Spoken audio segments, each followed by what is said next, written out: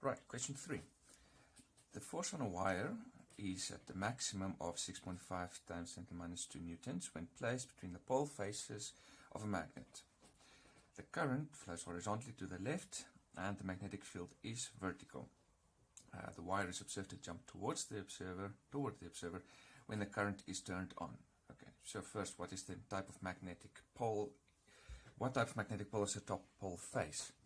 Right, so what determines if something is a north or a south pole? Well, it's determined by which direction the magnetic fields are going out of the magnet.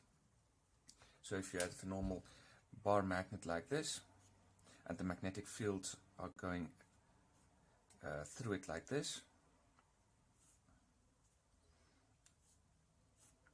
then you would say, it'll all make closed loops like this.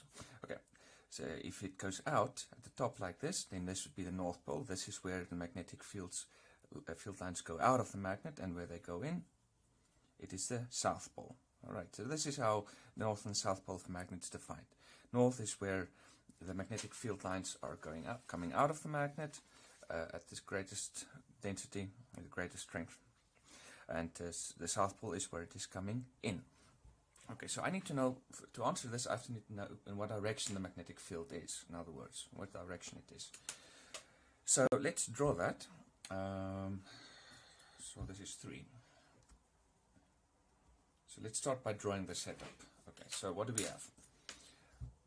We have the top side of the magnet, which I know some material, and I've got the wire going through underneath it, and there is a bottom pole face of the magnet here, and it says the current is horizontally to the left, so there's the current, and here are my two magnet faces. Okay, so this would be a side view of the whole story. Right, so in which direction is the magnetic field then? So this is for current in a magnetic field, and what do I know? What is still given to me? I'm told that when the current is switched on, when there's current I through it, the wire is observed to jump toward the observer. So it's going like this, and it is jumping in this direction. Okay, so if it's jumping in this direction, it means it's feeling a force in this direction.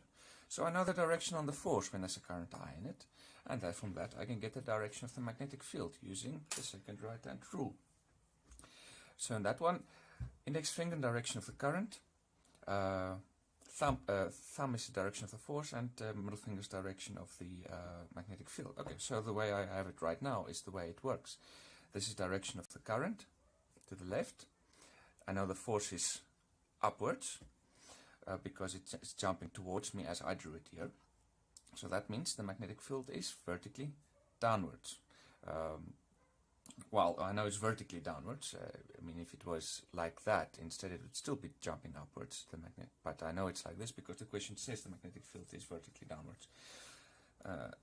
And okay, so I can tell that the magnetic field is straight down. Good. Now, if the magnetic field is straight down, which is the north and which is the south pole? North is where the magnetic field lines exit the magnet. So here, this would be north.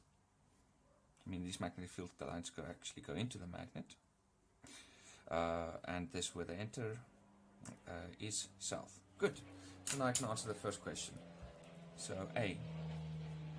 So I'd say just by the right-hand rule,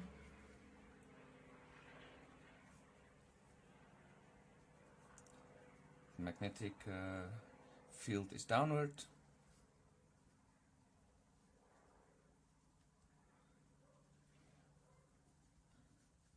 Hence the top face. The top face is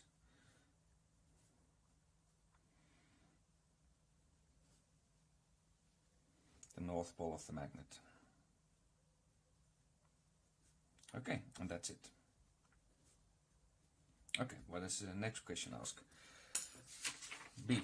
Okay, if the pole faces have a diameter of 10 centimeters, 10.0 centimeters, estimate the current in the wire if the field is 0.16 Tesla. Okay, so I have to estimate the current given that the magnetic field is that, and I also have the maximum force on the wire. Okay, so what do I have that relates the current to the magnetic field and the force on a wire? That is, again, this formula. F equal to ILB sine of theta. Right, what are these terms? F is the force on the wire of length L with a current I going through it inside a uniform magnetic field B. Okay, what am I after? Okay, I'm after the current I. What do I have? Well, first of all, they give the maximum force. So when is this force the maximum? It is when this term is 1, when theta is 90 degrees, when the current and the magnetic field is at a 90-degree angle to one another, which I already know that it is. So I can immediately say that, F max, I know I'm going to use F max is equal to ILB. This is when sine of theta is 1. This is when theta is 90 degrees. Okay. So this was given. It's 6.5 times 10 to the minus 2 newtons. I am after what is L, and B I know it's also given 0.16 Tesla. So what is L? Well, they say the pole faces have a diameter of 10 centimeters. So from there to there 10 centimeters, from there to there 10 centimeters. So I'm going to take that to mean that the amount of wire in this uniform magnetic field is 10 centimeters. Okay. So I have that. That's 10 centimeters. So now I get I by itself.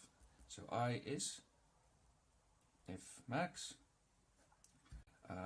over LB. And now I just substitute for the values.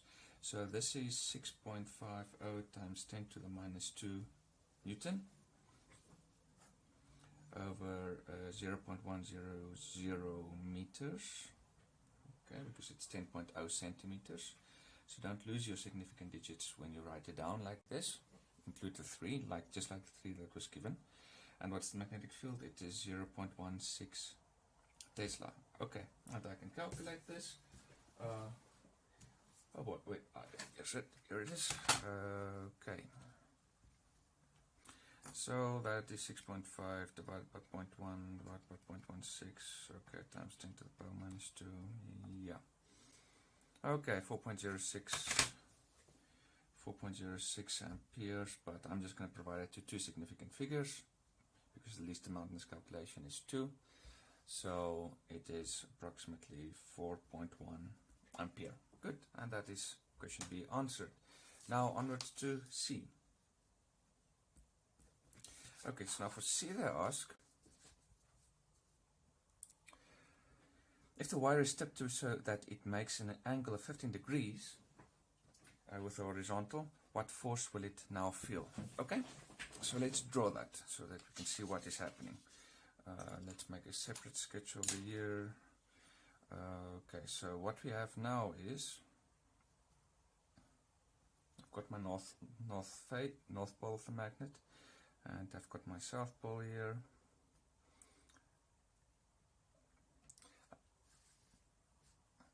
And it goes through like this. Okay, so this would be the horizontal, and the wire was lying along the horizontal, but now it's making a 15-degree angle. Okay, so how exactly it was tipped? I mean, you can reason it was tipped like this, or like this, or like that. We won't have an effect on the answer. Our assumption is that this magnetic field is uniform between the two pole faces. Okay, so let's say it's like this. So it's like that. So here, this angle then is 15 degrees. Now remember, where is the magnetic field? The magnetic field is going downwards like this. So what angle is this current now making? Let's say, here we go. What angle is this current now making with the magnetic field? It is not this 15 degrees, that is the angle between the wire and the horizontal. What is the actual angle between the current and the magnetic field? It is, this angle or that angle. It doesn't matter which one you use. If you want to put it into sine, it'll give the same answer. So easiest is just use this one. So this one plus this one is 90 degrees, which means this one will be 75 degrees. Good. Okay. So if I want to calculate the force, new force, I can say F is equal to I L B sine theta. This is no longer the maximum force. Well, we don't think it is because it's now at an angle. But now we've got theta is now 75 degrees. Or if you went this way around, it would be 105 degrees, but the sine of 75 and 105 is the same. But we've got another problem. L is not just 10 centimeters anymore. This is now at an angle. So from year to year is 10 centimeters, but that means from year to year will be slightly more. Okay, so this is the diameter, equal to 10.0 centimeters. And this is the new length that I'm after. And I know this is 15 degrees. Okay, so how am I going to get this L? Okay, so I've got the adjacent angle and this one. I can say cos of 15 degrees is this d over L. So the L that I'm after is equal to d over cos of 15 degrees. Good. Okay, so let's go back.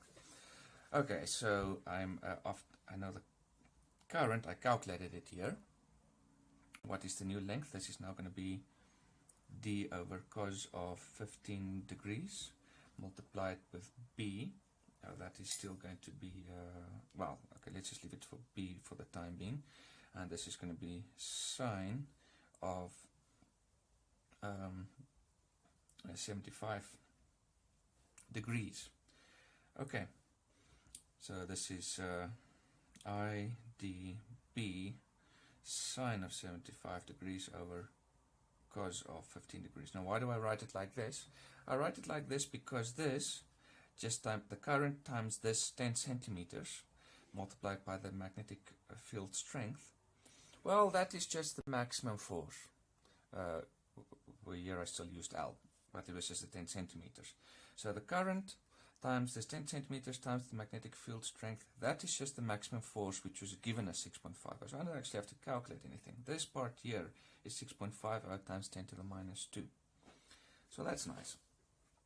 But this term you'll find is actually equal to 1 because of the 90-degree difference between sine and cosine. So that you can calculate it if you want to see it, to check it for yourself. This should be 1. Yes. So the answer remains unchanged. It is just IdB, which was just F max, and which is 6.50 times 10 to the minus 2 Newton. Okay, so we didn't actually have to calculate anything. We didn't actually have to calculate anything here. So we would have thought initially that by rotating it in the magnetic field, we would act to weaken the force on the wire, because I mean the force is greatest when the wire is perpendicular to magnetic field. Yes, but it also depends on how much of the wire is in magnetic field. And when you turn it like this, then the longer length of wire is in the magnetic field, and that would be an agent to increase the strength of the force on the wire. So we have two things playing off against one another. One is making it an angle which weakens the magnetic force, and the other one is lengthening the amount of wire in the magnet, which in the magnetic field, which increases the force on the wire.